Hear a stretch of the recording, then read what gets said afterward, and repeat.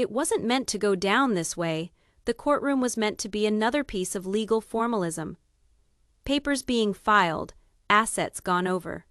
Tense silence suffocated beneath insincere smiles. But instead, it became a theater for the moment that would shatter the Brown family's legacy into smithereens. No one had thought she would come in that way. The heavy oak doors swung wide, every head turned, and there she was, Janelle Brown. No longer merely a former sister wife. Now she was somebody different. Her blazer was navy. Her heels clicked firmly. Her hair styled back tightly. Her eyes level. She wore an air of one who had nothing left to lose and everything to gain. But it wasn't the stance. It wasn't the demeanor. It was the ring, gold clean, glowing in the courthouse fluorescence like a battle cry. Her left hand told the whole story. Christine's lips parted. Mary blinked twice, shocked. Even the clerk at the court had to shove up her glasses. And then there was Kody. He went gray. Not white. Gray as if his soul had just recalled something too terrible to remain hidden in the depths of it. He mouthed something silently. Nobody heard it. Janelle did not glance at him, not once. She walked forward with slow, practiced ease, took her seat beside her attorney, and placed a slim leather folder on the desk. Her fingers didn't shake. Her voice didn't break. She simply said, "Your Honor, my name is Janelle Sullivan now. I've remarried." And just like that, the courtroom fell still. Too still. Even the judge paused. A shift in the room's gravity. The kind of moment where everyone knows something irreversible has just happened, but no one can admit it out loud. Janelle's attorney nodded. "We're here today to petition for a full financial dissolution from Mr. Cody Brown. All assets, all trusts, all ties, severed." Across the aisle, Robyn's hand shot to her mouth. Her mascara already smudging, her lawyer whispering, "Don't react, not yet, but too late for that." This was no longer a legal filing, it was a pronouncement. A new name, a new husband, and a storm that was going to break loose over everything the Brown family ever constructed. And this was just the starting point. Enter Ben Sullivan. The ghost from Cody's past. There was one man in that courtroom no one anticipated seeing. He didn't say a word, he didn't have to. He simply sat quietly behind Janelle, shaved, collected, not hiding, not showboating. A wedding band sparkled on his left hand, neatly matching. Christine's jaw hardened. Mary stared, transfixed. And Kody, he jerked his head around, caught the man's eyes, and instantly withdrew, as if he'd seen a specter emerge from his own history. "Ben Sullivan," he breathed, almost in a curse. You could sense the chill in the room fall 5 degrees. Because this wasn't just a fresh husband. This was the guy Kody attempted to bury a decade before. A business partner gone wrong, a name erased on aging contracts. A guy pushed aside as too private for the family image. One who had vanished after a transaction fell through and lawsuits nearly ensued. Now, he was back. Not merely back, wed to Janelle. This wasn't merely a wedding. This was a move of power. Robyn bristled. Her fingers flexed against the cuff of her shirt. Her lawyer leaned in. "Play it cool. Don't blink." But she was already blinking hard. Judge Halverson cleared his throat. "Court is in session now over the petition for dissolution of all remaining financial trusts and joint property between Mr. Cody Brown and Mrs. Janelle Sullivan." The words seemed to hang in the air, the name Sullivan dropping like a stone onto the table. Kody attempting to interject. "This is absurd. She can't just. This is a setup." But Janelle turned her head at last. Her eyes serene, composed, dagger, sharp. "No, Kody," she said. "This is clarity." A silence dropped once more, clean and sharp, like the edge of a knife. Then Ben leaned in, just enough for his voice to project. "This didn't begin in court, Kody. This began when you lost your ear." The whole room changed. Reporters jotted furiously. One gasped aloud. A cameraman's phone fell from his lap, because it was evident now, this wasn't so much about a name change, or a ring, or even a marriage. This was retaliation wrapped in elegance. A decade-long grudge weaponized in front of a judge. And Kody, he just sat there, silent, breathing hard, watching the man he once underestimated claim the woman he couldn't hold on to. And this was just the second hit. It's 2012, a quiet coffee shop just outside Flagstaff. Janelle sits in the corner booth alone, her fingers wrapped around a lukewarm mug. Her eyes are weary, not because she has not slept, but because she has held everything together.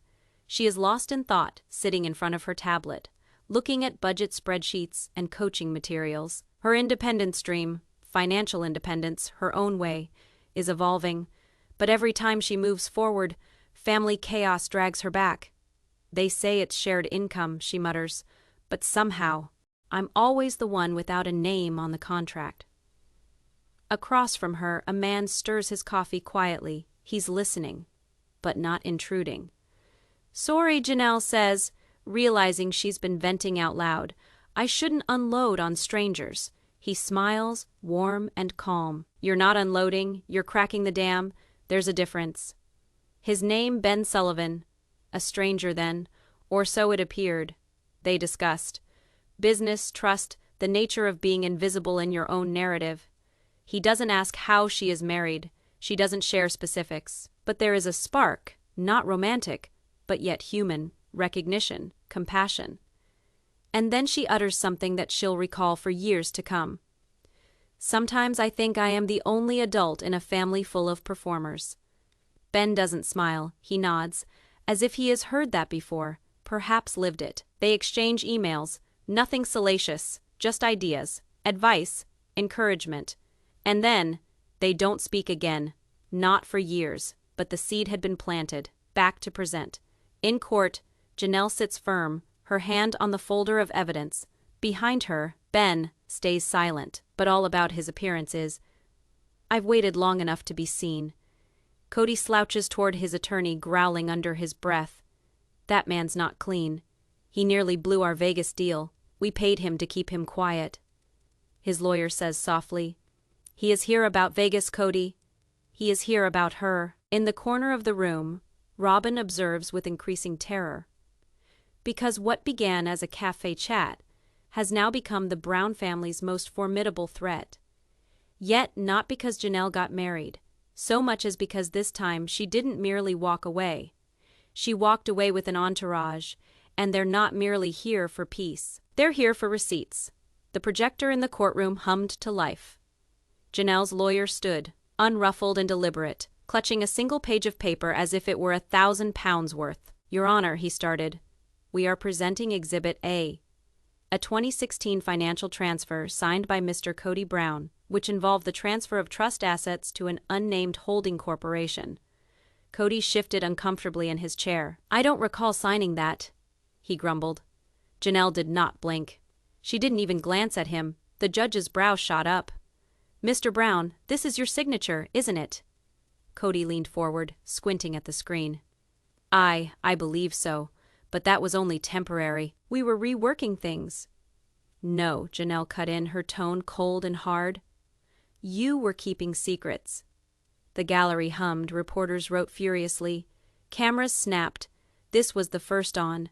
The record accusation of financial dishonesty. Janelle's financial interest in Coyote Pass, the family's long, sought property, was being transferred into a shell corporation. No name, no explanation, no warning. And that corporation was just bought by Ben Sullivan. The room went silent. Mary leaned forward, whispering something to Christine. Christine's eyes went wide. He owns part of Coyote Pass now, Mary whispered, sounding like she was in awe. On the other side of the room, Robyn's attorney looked as if he'd swallowed a mouthful of broken glass. He leaned toward her with an air of urgency. Did you know about this? Robyn's lips parted, but nothing came out. Kody, however, seemed to have just realized the trap he'd stepped into, and that it had taken years to spring. Only once to Ben. He nodded slightly. Not dramatically. Just confirmation, the asset they dismissed, the man they erased, was now holding a piece of the empire they tried to hoard, and that wasn't even the wildest twist in the file. Janelle's attorney cleared his throat again.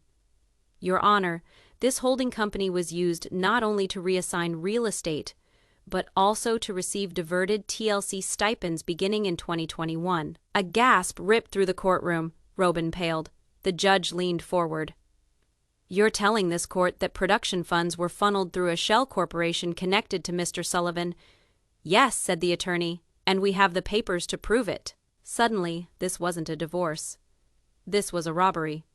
And Janelle wasn't the victim anymore. She was the one taking back everything they believed she lost. The courtroom was already beginning to crumble under the pressure of shock. But now it began to fracture. Across the aisle, Robyn's hands were shaking. She spoke to her attorney, voice hard, frantic. "This isn't what we planned. We weren't informed of the transfer to an LLC." He shushed her hastily, attempting to forestall her spin.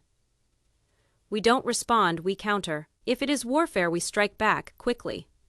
But Robyn wasn't paying attention. Her calm, always photo-ready, shattered just there beneath the courtroom glare.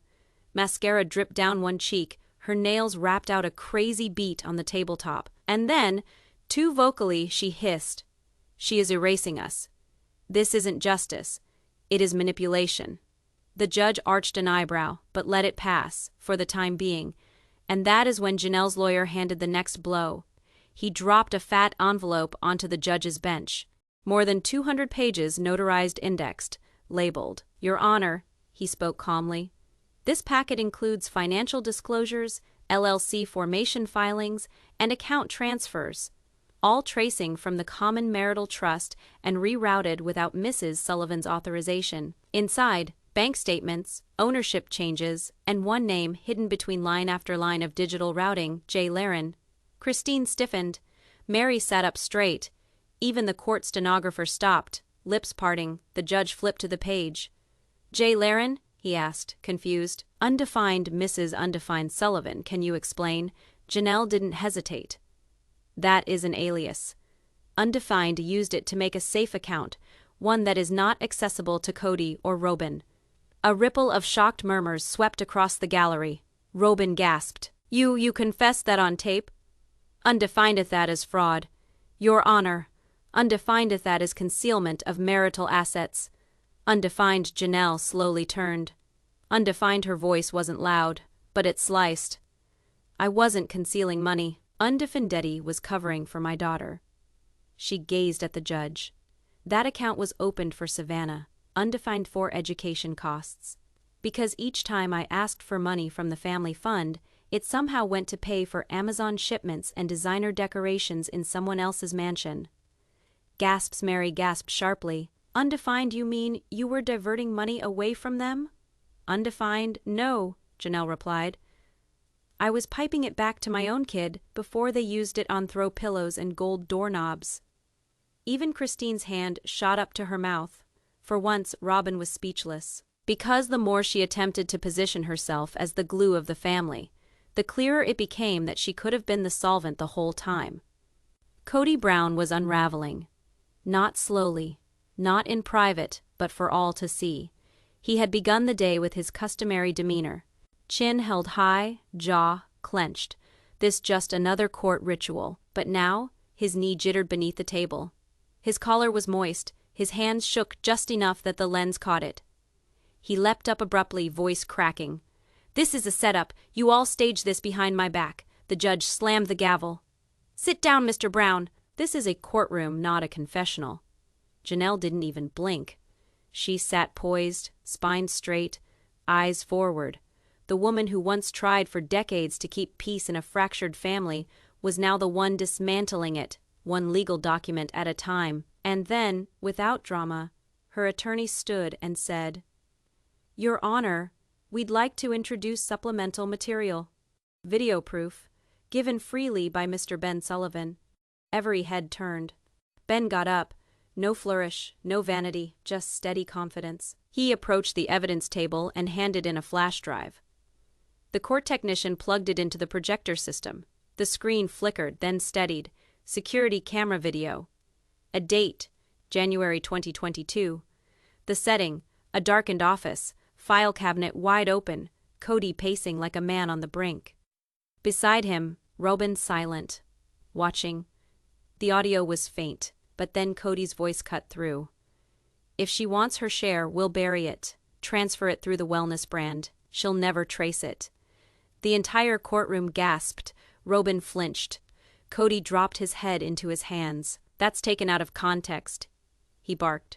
That's not. The judge didn't let him finish. It will be entered into the official record. Sit down. Janelle finally did turn, just a little bit, to regard him. You counseled me into poverty, she said. And now you expect mercy. Even Christine, tough and resilient for most of the hearing, looked shaken. Her hand clamped over her mouth. Mary whispered, "He was plotting it the whole time." Cody sat down again, but he seemed smaller now. His shoulders slumped, his face pale, like a man who sees the scaffolding of his power collapse, plank by plank. And Robyn, her silence rang louder than any cry. Because she didn't say it wasn't true, she just stood and watched it happen. And now the judge had witnessed it too. Recess was called. The courtroom emptied slowly, but nobody actually left. They floated down the hall, separate clusters, murmuring, wondering. Already, Robyn didn't stir. She remained seated, her fingers linked tightly in her lap, her face drawn but intent. And then her attorney pushed a thin red folder across the tabletop. "We can use it now," he whispered. Robyn's eyes grew wide. "You said we'd never." "Do you want to win, Robyn, or do you want to feel good?" Her eyes locked onto the folder as if it were an armed grenade. Somewhere in there wasn't paperwork. It was a secret she'd kept hidden, even from Cody, something buried, sealed, and kept until this moment. And she was going to play it. Back in session, the judge reappeared, his gavel booming through the courtroom like a war drum. All seated. Reporters ready. Christine and Mary huddled in.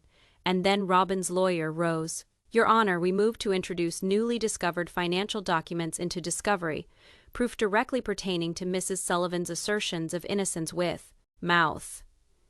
The next entry, the 10th of March, 2020, Robyn called today. "Undefinited told me I needed to spiritually release myself so the others could develop. Undefinited me what that was supposed to mean. Undefinited," she replied, "you are still holding on. It is making Cody fatigued." I wanted to yell, undefined, but I just thanked her. Undefined why? Because after all these years, I still thought if I was quiet enough, I'd be loved again. Mary faced the gallery now. Undefined, these entries aren't for drama. Undefined, they're for survival. Undefined Becca is when the world thinks you are fine and your husband acts like you are invisible. You need something that reminds you that you are still real. The courtroom didn't move. Not even the reporters tapped their keyboards. The judge nodded slowly. "These will be admitted as Exhibit 15." Cody's attorney rose. Undefined objection to emotional manipulation. Undefined of the journals are not objective fact. The judge didn't flinch. "They are first-hand accounts. Undefined at the court will determine weight, not you." Cody leaned back in his chair, arms crossed, jaw locked. Undefined, but something had shifted in him. Undefined, not rage. Panic, because Mary's journals weren't just stories, they were timestamps, undefined receipts, undefined memories that refused to die quietly. And now they were evidence. The judge had only accepted Mary's journals as evidence when the prosecution rose again. "Your Honor," she started. "We'd like to enter Exhibit 16, a private email by Cody Brown to Janelle and Mary, dated the 14th of September, 2021. The room became quiet. Christine was taken aback for a second, but she did not object. She just let out a breath and nodded slightly. The screen flashed. "Subject, I can't stay silent anymore. I've kept this in for too long. I am not all right acting anymore. Cody isn't the leader of this family. He is controlling his image. Robyn's calling the emotional shots. He is calling the legal shots. And Mary, he is pushing you out. Not because he doesn't care, but because you care too much. That makes you unstable. He wants you gone, but silently. No scandal, no paperwork, just gone. I heard him discussing this with Robyn last week. He told her, if Mary walks, we'll be in the clear by the reunion taping. That isn't how love is. That isn't how family is. If I ever leave, I want it to be because I found peace, not because I was erased like you are being. I see it now, and I am sorry I didn't sooner." When the email stopped, the room did not breathe. Even the court reporter stopped. Mary blinked. Aunt slow. Then she looked at Christine with an equal mixture of pain and relief, because someone had witnessed it. Even then, the lawyer addressed Christine. Can you verify that you sent this message? Christine rose, cleared her throat. Yes, I did. I was scared when I typed it, but not of the truth. I was scared of what would befall me if I said it aloud. And why didn't you say something earlier? Christine glanced over at Mary, then Janelle. Because I still had this fantasy that keeping the family safe meant keeping the secret safe. But secrets destroy families. Lies do. Cody laughed. You walked out on your own, nobody pushed you. Christine didn't even glance his way. That is right, I walked out. But Mary, you pushed her to the edge and tried to hide that you were holding the rope. Robyn covered her mouth once more. Her lip trembled. The judge rapped the bench. No theater, please, but it already was. Information is an odd thing, though. It makes every witness feel like a spotlight drilling into the fault lines of Cody's carefully manicured existence. The prosecution moved forward. Your Honor, we offer that this was an intentional, sustained effort. We will show more with the financial data presented previously. But first, she hesitated. We would like to play a voicemail. February 2022. Never broadcast. Never acknowledged. Cody paled. Mary's fingers curled tightly around her pen. The judge gave a slow nod. Play it. The courtroom hushed. The speakers clicked. Then his voice filled the room. Cody. Recorded. I don't care what Mary thinks. She's clinging to something dead. She'll either get bored or humiliate herself again and walk. Let her cry. She always does. The tape clicked off. There was a beat of silence. Then came the collective gasp, low, sharp, and painful. Mary didn't move, but tears rolled silently down her cheeks. Not for him, for who she used to be while loving him. The courtroom hadn't recovered from the voicemail when another voice, tentative but firm, cut through the hush. I'd like to testify. Every head turned. Robyn Brown. Her face was pale. Her hands shook. But she stood alone. No nudge from a lawyer. No whisper from Cody. The judge blinked. Are you asking to testify under oath, Mrs. Brown? Robyn nodded hesitantly. Yes, I can't keep quiet any longer. Christine's eyebrows rose. Janelle sat up straight. Mary remained still. She observed Robyn the way a storm regards the ocean, aware it could crash or subside. The bailiff swore her in. Authorized by Miss Robyn Brown. She is willing to testify under oath. Robyn's eyes widened. No, she breathed. No, it can't be. The back doors creaked open. Heels clicked across the tile floor. A tall woman stepped into view, brown felt hat, long coat, sunglasses removed slowly as she approached the witness stand. At first, no one recognized her. Until Christine gasped the name aloud like a thunderclap, Charisse. The room froze. Robyn clung to the lip of the table, shaking visibly. Because Charisse wasn't anyone. She was Robyn's half-sister. The one she lied and said was crazy. The one who just disappeared 12 years ago after a blow-up with the family. The one she promised would never come back. But there she was, calm, collected. Unshaken, she swore in with quiet confidence that bordered on danger. Then she slipped into her bag and produced a manila envelope. There's a lease agreement signed July 2019, she said. Signed by Cody and Robyn Brown. Used to obtain a line of credit from a private bank with Coyote Pass as collateral. The judge raised an eyebrow. And what did the credit line get used for? Charisse's voice was calm, steady. To settle 2 personal credit cards, and to make a down payment on a piece of property in Robyn's name. Only, the courtroom erupted in murmurs. Reporters scrambled. One made a run for the door and to call their editor. Mary blew out hard. Christine gazed at Janelle. That is why the figures didn't work, Janelle whispered. She used the land before we ever came to terms on a build. Cody attempted to rise. You don't get it. She needed assistance. We all did. But Christine stood this time. Number, you said we were broke. You said we had nothing for a communal house. And you bought her a private one? The judge slammed down his gavel. Order. Robyn's face dissolved. Because the man she swore would never come back had just walked in and exposed all that she believed lay hidden. And the worst of it, Charisse had receipts. She had names, dates, account numbers. The past was not dead. It had been waiting for the moment to make its comeback. The courtroom had witnessed bombshells before. But this one was different. This was the type of silence that is not caused by shock, but by realization. A slow, horrifying understanding that nothing ever was what it appeared. Charisse descended from the witness stand. Robyn's head was still down, but her knuckles were clenched white around the edge of the table. Her lawyer hunched in, a breathless whisper. She didn't react. That is when the judge talked once more. Before we adjourn today, we have one further piece of outstanding evidence. Filed under seal by Mrs. Mary Brown.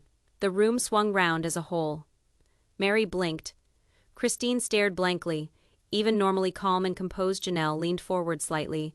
Mary rose slowly, shoulders strung, steps uncertain, as if every step forward was bearing the burden of the last 20 years.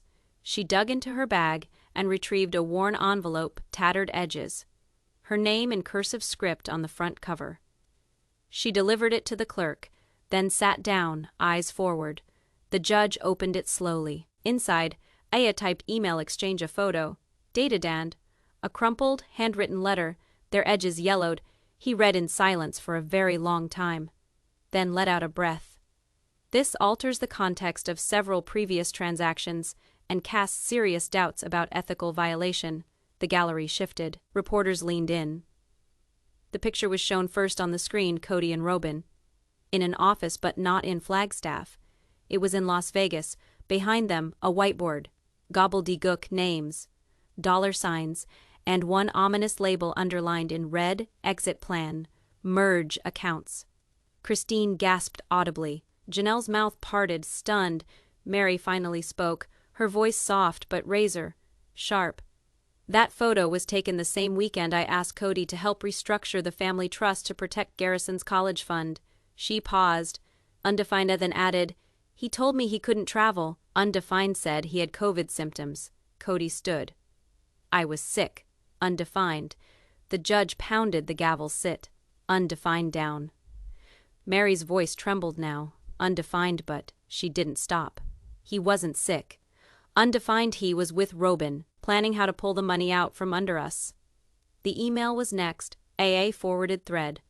From Robyn to Kody, dated the same week. If Mary pushes again, remind her she never contributed enough to the Vegas homes.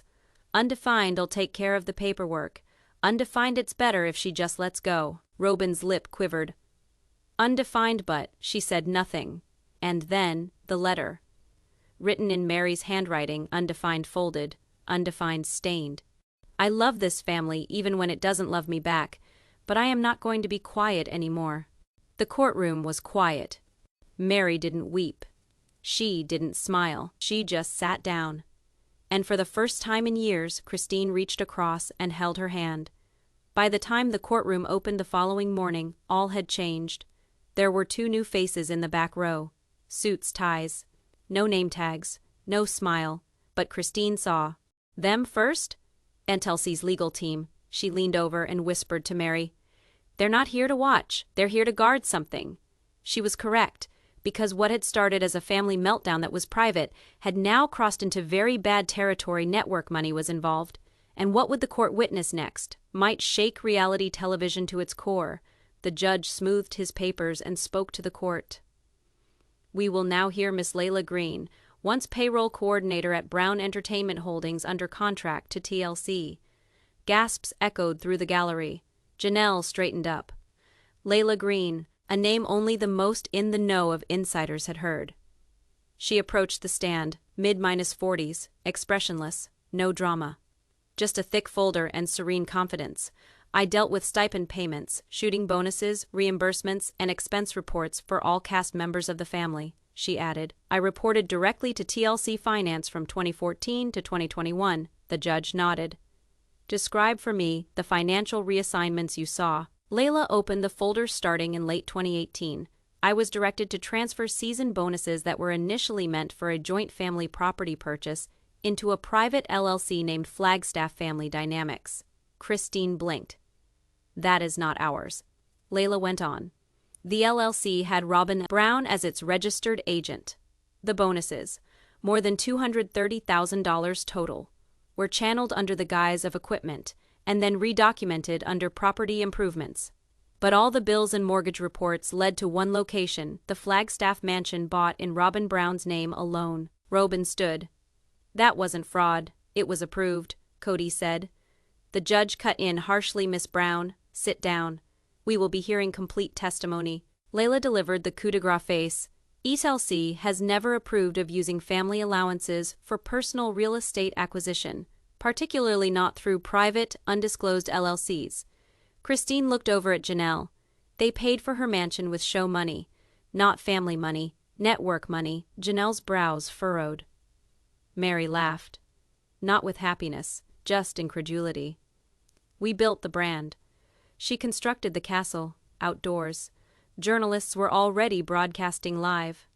ETLC now caught up in Brown family money scandal. Courtroom testimony indicates show money spent on personal things.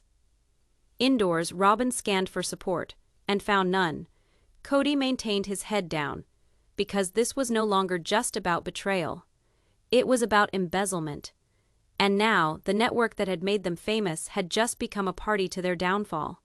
The tension in the courtroom was denser now. It wasn't the type of drama that had filled previous sessions. Shouting, outbursts, gasps. This was more subdued, foreboding. The weight of repercussions hung in the air like smoke. At the judge's table, the last pile of evidence had been gone over: every bank statement, every flash drive, photo, and letter. The courtroom doors clicked shut. No cameras to download. Because now it was time to determine the future of the Brown family. The judge cleared his throat. In the case of trust ownership, asset fraud, and property division among the parties listed in Brown family holdings, this court has made a preliminary decision. Kody remained still, his face impassive, but the tips of his fingers drummed on the table, nervous, spasmodic, like a man awaiting a sentence he knows is coming. Robyn gazed down at her hands, still clutching a tissue that had long since torn to ribbons. Christine didn't shift, Janelle's face serene. Mary clasped hands in her lap and leaned back. The judge went on. Ownership of Coyote Pass is to be shared equally between Mrs. Janelle Sullivan, Mrs. Christine Brown, and Mrs. Mary Brown. Kody's jaw fell. "What? That is my land." The gavel came down like thunder. "Mr. Brown, your stake is suspended pending further investigation into misappropriated family funds." A gasp ran through the room. Reporters leaped into action. Christine whispered. "They finally said it, on record." In addition, the judge went on, "Mrs. Robyn Brown's right to said property is withdrawn as a result of failure to contribute, hidden financial reassignments, and misuse of funds from TLC channeled through Flagstaff Family Dynamics LLC. Robyn gulped in protest, half sob, half incredulity. "You can't do this to me, I built." "No," Mary replied softly but firmly. "We all built it. You did it." The judge addressed the last documents. Mary Brown's 2020 trust donations are to be reinstated in full with interest. Christine Brown is to be paid back pay from redirected network stipends between 2018 and 2021. And Janelle Sullivan's name is to be placed back on all property filings removed by third-party transfers or shell company manipulation. For the first time throughout the entire trial, Janelle smiled, not with arrogance, but with relief. She hadn't just left Kody behind this time. She had gone into court, stood firm, and regained everything they attempted to take away. And now the last chapter wasn't revenge. It was restoration. But the court wasn't finished yet. The judge made one more grab for paper. Because of new evidence presented through USB, this court is referring materials to Flagstaff's Financial Crimes Unit for official review. The ensuing silence was complete. Because what began as a family feud was now being handed over for potential criminal charges. The courtroom trickled out slowly that day, no gavel thwack, no swelling soundtrack, just the soft shuffle of individuals leaving behind a heritage that had at last collapsed in public view. The judge's words rang within the ears of everyone. Because of the nature of evidence presented, this court is referring all documents to Flagstaff's Financial Crimes Unit. Formal charges may follow. Robyn didn't speak. She didn't even look up. Her lawyer whispered, "We'll prepare a defense." But she just nodded like a person who knew the fight wasn't legal anymore. It was personal. And she had already lost everything that mattered. 2 days later, news broke. Flagstaff's prosecutor's office had officially opened an investigation into misuse of family trust funds, misrepresentation of TLC stipends, and tax manipulation through private LLCs. The report named two primary persons of interest, Cody Brown. Robyn Brown Janelle was never named. Christine was cleared. Mary's contributions were confirmed and validated. Robyn's jewelry site went offline. Cody wasn't seen in public for nearly a week. Then, without warning, a sealed envelope arrived at the courthouse. No press release, no announcement, only one signature at the bottom: Cody Brown. The judge's clerk read it out loud in a public hearing. I signed the transfers, I formed the LLC. I ran the money through the wellness brand. I did it to keep something I felt like I was losing, control. I let Robyn know it'd be okay, I said nothing to the others. I was mistaken. The room was quiet. Janelle shut her eyes. Mary turned away. Christine, folding her arms, sat straight ahead. The fallout came swiftly. TLC canceled all Sister Wives payouts, no royalties, no bonuses, no future deals. Season 21 was axed. The show that made the Browns famous was now the same thing that had torn them down. Christine put a subdued video on her front porch. No makeup, just wind and integrity. I don't know what winning even means anymore. But I know what freedom tastes like. I never want to be quiet again. Her words reverberated throughout thousands of comments. This isn't just justice, this is survival. Janelle stood a week later at the border of Coyote Pass. No cameras, no crew, just Ben by her side. She gestured towards the ridge. I used to dream of constructing here, a fire ring, an orchard, a room for all the grandkids. She stopped for a moment. But I was dreaming for a man who only saw me when no one else was looking. She moved forward, one woman, one ridge, no longer waiting to be told what to do. 3 days went by. The courtroom did not reopen. The decisions were final. The media frenzy dissipated slowly. But what remained, what haunted every headline, every rumor, was not the implosion itself. It was what followed. Mary, no press junket, no statement. Just a quiet court document attested to by the clerk's office. Mary Brown had formally severed all remaining connections with the Brown Family LLC. No more legal ties, no more joint business, no more waiting for a family to notice her worth. A few days later, she was mentioned in a local press release. Mary Brown to host Women's Retreat Workshop Series this fall. No cameras, no books, just recovery. A journalist stopped her outside a bookstore and asked, "Do you regret coming forward?" Mary stopped, then spoke, quietly, only that I waited so long. Robyn, her Instagram vanished, her jewelry website. Down, every public profile erased. Then alone, trembling Instagram live, grainy, vertical, unfiltered. Tears flowed before she even spoke. I didn't mean to hurt anyone, she said. I thought I was protecting the family. Cody said if we were quiet, it will come back. That they'd all still leave anyway, her voice broke. But secretly, I think I knew. She ended the stream without answering questions, then closed the account completely. Sometimes guilt isn't boisterous, sometimes it is quiet, and it lingers. Cody.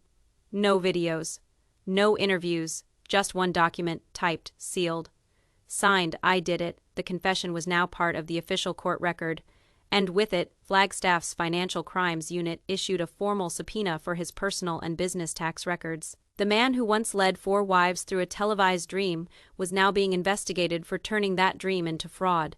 His legacy? Not plural love, but financial misconduct. Christine, she posted one photo, her and Janelle, standing on the courthouse steps. No matching clothes, no ersatz smiles.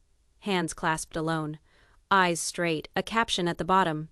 No producers, no husbands, just us. She reposted it. One word. Sisters. Janelle, she didn't tour speaking, she didn't peddle her story. She started a little business in Utah, a women's financial coaching consulting firm. No ads, no podcast, no drama, just her name, undefined her expertise, her authority at the ribbon cutting. Ben was with her, no camera crews permitted. The final closure a week afterwards, a storage unit in Flagstaff called the court. A safety deposit box had gone unpaid. Inside, a USB labeled in Mary's handwriting, legacy file. Voice recordings journals. private thoughts from years inside the family no one ever saw. In one recording, her voice cracked. Cody told me, "Keep Robyn happy, or stay out of the way." The courtroom didn't reconvene. It didn't have to. The truth was no longer on trial, it had already spoken. Final image, 3 women walk away. No camera crew. No script, just bags in hand. Lighter, freer, whole, and now. We ask you, the ones who watched it happen from the start, was justice finally served in this courtroom drama? Or are some wounds so deep that they can never really heal? Undefinite, tell us in the comments below. This was never merely a television show. This was survival. And the tale, finally, belongs to them.